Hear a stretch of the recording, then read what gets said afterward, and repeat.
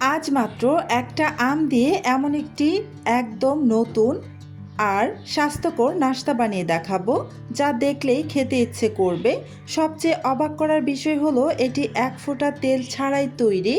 এত সহজ একটি রেসিপি, কিন্তু ফলাফল দেখলে আপনি সত্যিই অবাক হয়ে যাবেন।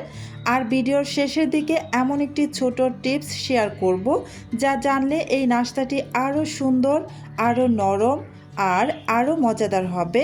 তাই কোনো অংশ বাদ দেবেন না, পুরো ভিডিওটি শেষ পর্যন্ত অবশ্যই দেখুন। বিশ্বাস করুন, একবার বানিয়ে খেলে আবারও বানাতে মন চাইবে।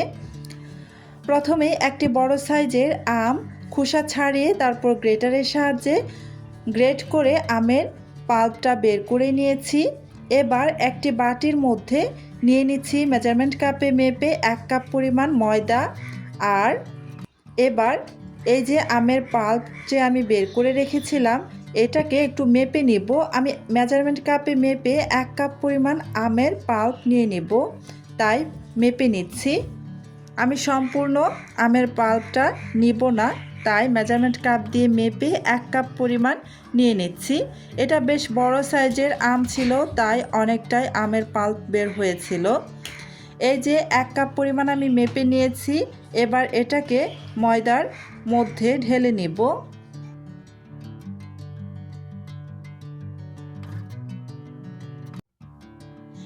এবার এই কাপের মধ্যে আমি একটি ডিম ভেঙে নিলাম। এবার এই ডিমটাকে খুব ভালোভাবে ফেটিয়ে নেব। আলাদা পাত্রে এভাবে ডিমটাকে ভেঙে নিয়ে খুব ভালো করে ফেটিয়ে নেবেন।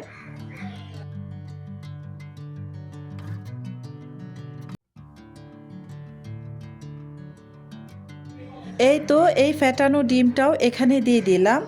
এবার একে একে বাকি উপকরণগুলো দিয়ে দিব।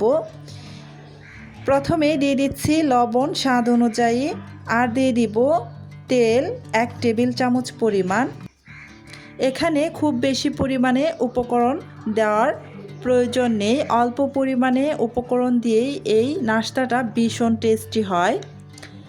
এবার একটি কাঁটা চামচের সাহায্যে ভালো করে নেড়েচেড়ে মিশিয়ে নিচ্ছি।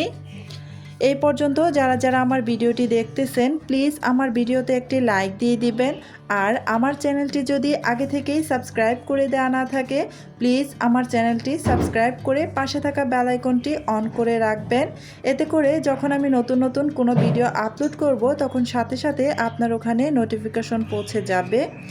আমি আরও 1 কাপ পরিমাণ পানি নিয়ে তা থেকে সামান্য একটু পানি দিয়ে দিয়েছি। দিয়ে নেড়েচেড়ে মিশিয়ে নিয়ে আবারও কিছুটা পানি দিয়ে দিচ্ছি। আবারও পানি দিয়ে আবারও কাঁটা চামচের সাহায্যে খুব ভালোভাবে নেড়েচেড়ে ব্যাটারটা রেডি করে নিচ্ছি। ব্যাটারটাকে এমনভাবে তৈরি করে নিতে হবে যেন ব্যাটারের মধ্যে কোনো লাঞ্চ না থাকে। এই যে ব্যাটারের ঘনত্বটা দেখতেই পেয়েছেন কেমন হয়েছে। খুব বেশি পাতলা আর খুব বেশি ঘন রাখিনি। আর এই যে 1 কাপ পরিমাণ যে পানি নিয়েছিলাম, তার থেকে হাফ কাপ পরিমাণ পানি ব্যবহার করেছি, আর বাকি হাফ কাপ পরিমাণ রয়েই গিয়েছে। এই যে এবার চলে আসলাম সাথে সাথেই নাস্তাগুলোকে বানানোর জন্য চুলায় একটা প্যান বসিয়ে দিয়েছি। আমি প্যানের মধ্যে সামান্য একটু তেল ব্রাশ করে রেখেছিলাম। প্যানটাকে খুব ভালোভাবে গরম করে তারপর এখানে 1.5 চামচ পরিমাণ ব্যাটার দিয়ে আলতো হাতে একটু ঘুরিয়ে নিয়েছি। এবার ঢাকনা দিয়ে ঢেকে কিছুক্ষণ অপেক্ষা করব উপরের দিকটা একদম শুকিয়ে আসা পর্যন্ত। এই যে কিছুক্ষণ পর আমি ঢাকনাটা সরিয়ে নিয়েছি, দেখতেই পাচ্ছেন এই নাস্তার উপরের দিকটা কাঁচা ভাবটা কিন্তু একদমই চলে গিয়েছে। এবার উল্টে দিলাম। দুই পাশেই খুব সুন্দর একটা কালার করে আমি এপিট ওপিট করে ভেজে নেব। এই তো দুই পাশে আমি খুব সুন্দর করে ভেজে নিয়েছি। এবার এটাকে নামিয়ে নিচ্ছি। সেমভাবে আমি আপনাদের আরও একটি বানিয়ে দেখিয়ে দিচ্ছি। প্যানের মধ্যে কোনো তেল ব্যবহার করব না, তেল ছাড়াই আমি এই যে এখানে 1.5 চামচ পরিমাণ ব্যাটার দিয়ে দিচ্ছি। ব্যাটারটা দিয়ে আমি আলতো হাতে একটু ঘুরিয়ে নিচ্ছি। খুব জোরে প্রেস করে ব্যাটারটাকে ঘুরিয়ে নেওয়া যাবে না, খুবই আলতো হাতে ঘুরিয়ে নিতে হবে। এবার ঢাকনা দিয়ে ঢেকে দিচ্ছি। কিছুক্ষণ অপেক্ষা করব যেন উপরের দিকটা কাঁচা ভাবটা চলে যায়। এই যে কিছুক্ষণ পর আমি ঢাকাটা সরিয়ে নিচ্ছি, উপরের কাঁচা ভাবটা প্রায় চলেই যাচ্ছে। এবার এই নাস্তাটাকেও উল্টে দিব। এই নাস্তাটা খুব বেশি সফট, তাই খুব সাবধানে উল্টে দিতে হবে। এই যে অপর পাশে কিন্তু খুব সুন্দর একটা কালার চলে এসেছে। এভাবে আমি দুই পাশেই উল্টে পাল্টে খুব সুন্দর একটা কালার করে ভেজে নেব। এই তো এটা হয়ে গিয়েছে, তাই নামিয়ে নিচ্ছি। সেমভাবে আমি বাকি সবগুলো নাস্তা বানিয়ে নেব। ভিডিওটা আপনারা অবশ্যই লাস্ট পর্যন্ত দেখবেন। ভিডিওর লাস্টে আমি আপনাদের দেখিয়ে দিব কিভাবে এই নাস্তাটা খেলে মানে কিসের সাথে খেলে এই নাস্তাটা খেতে ভীষণই ভালো লাগবে। এই যে সবগুলো নাস্তা কিন্তু আমার বানিয়ে নেওয়া হয়ে গিয়েছে, দেখতেই পাচ্ছেন কতটা সফট। আমি এই নাস্তাটা চিনির শিরার সাথে পরিবেশন করব। এই যে আমি আগে থেকেই শিরা তৈরি করে রেখেছিলাম, এবার এই উপর থেকে শিরাটা ঢেলে নিচ্ছি।